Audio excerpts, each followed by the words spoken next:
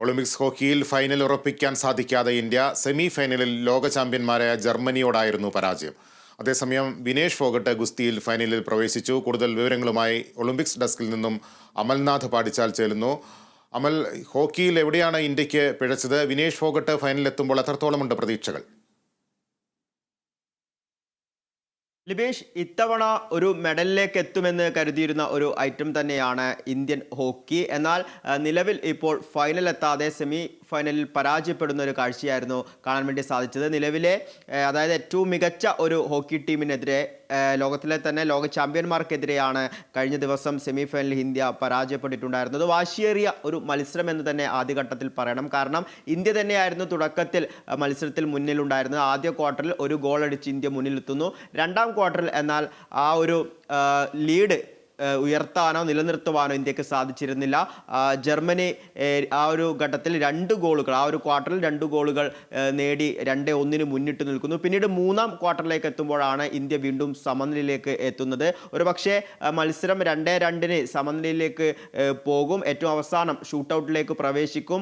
കഴിഞ്ഞ മത്സരത്തിൽ സമാനമായ രീതിയിൽ ഇന്ത്യ ഒരു ഉജ്ജ്വല വിജയം നേടുമൊക്കെ എന്നൊക്കെ പ്രതീക്ഷിച്ചെങ്കിലും ഏറ്റവും അവസാന നിമിഷം, അതായത് മത്സരം അവസാനിക്കാൻ 6 മിനിറ്റുകൾ മാത്രം ബാക്കി നിൽക്കെയാണ് ജർമ്മനി വിജയ ഗോൾ നേടുന്നത്. ഏറ്റവും ഒടുവിൽ, അതായത് 3 മിനിറ്റുകൾ മാത്രം ബാക്കി നിൽക്കെ ഗോൾ കീപ്പർ ശ്രീജേഷ് പുറത്തായതും ഗോളിയില്ലാതെ കളിക്കേണ്ട ഒരു സാഹചര്യം അടക്കമുണ്ടായിരുന്നു. ഇന്ത്യക്ക് ഈ ഒരു തോൽവിയോടുകൂടി ഇന്ത്യ ഫൈനലിലെത്താതെ പോകുന്ന ഒരു കാഴ്ചയാണ് കണ്ടത്. ഇന്ത്യയുടെ പ്രതീക്ഷകൾക്ക് മങ്ങലേൽക്കുന്ന ഒരു കാഴ്ച തന്നെയായിരുന്നു കാണാൻ വേണ്ടി സാധിച്ചത്. അതേസമയം ഇപ്പോൾ ലിബീഷ് സൂചിപ്പിച്ച പോലെ തന്നെ ഇന്ത്യക്ക് പ്രതീക്ഷ നൽകുന്നത് വിനേഷ് ഫോഗട്ടാണ്.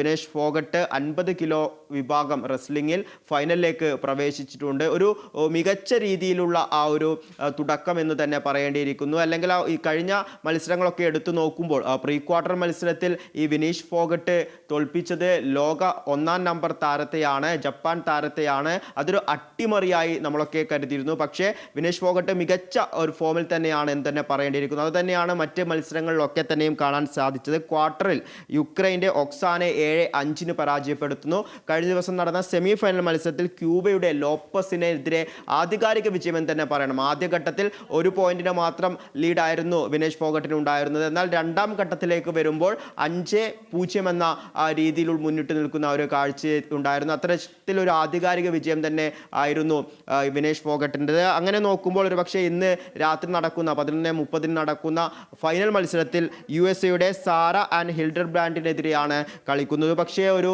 സ്വർണത്തിലേക്ക് എത്തുവാനുള്ള സാധ്യത വളരെ കൂടുതലാണ് എന്ന് തന്നെ ആണ് നിലവിൽ മനസ്സിലാക്കുന്നത്. അതോടൊപ്പം ഇന്നത്തെ മറ്റു മത്സരങ്ങളിലേക്ക് കൂടി പോകുമ്പോൾ ഇന്ന് ഇന്ത്യക്ക് പ്രതീക്ഷയുള്ള മത്സരം ഭാരോദ്വഹനമാണ്. അതിൽ മീരാബായ് ചാനു 49 കിലോഗ്രാം വിഭാഗത്തിൽ പങ്കെടുക്കുന്നുണ്ട്. ഇത്തവണ ഇതിലേക്കൊരു മെഡൽ കൂടി നേടാൻ വേണ്ടി സാധിച്ചാൽ ചാനുവിന് 2 മെഡൽ നേടുന്ന, ഭാരോദ്വഹനത്തിൽ ഒളിമ്പിക്സിൽ 2 മെഡൽ നേടുന്ന ആദ്യ താരമായി മാറാൻ വേണ്ടി സാധിക്കും. ഇന്ന് 11 മണിക്കാണ് മത്സരം നടക്കുക. അതോടൊപ്പം തന്നെ ടോക്കിയോ ഒളിമ്പിക്സിൽ ഇന്ത്യക്ക് ആദ്യ മെഡൽ നേടിത്തന്നത് മീരാബായ് ചാനു ആയിരുന്നു.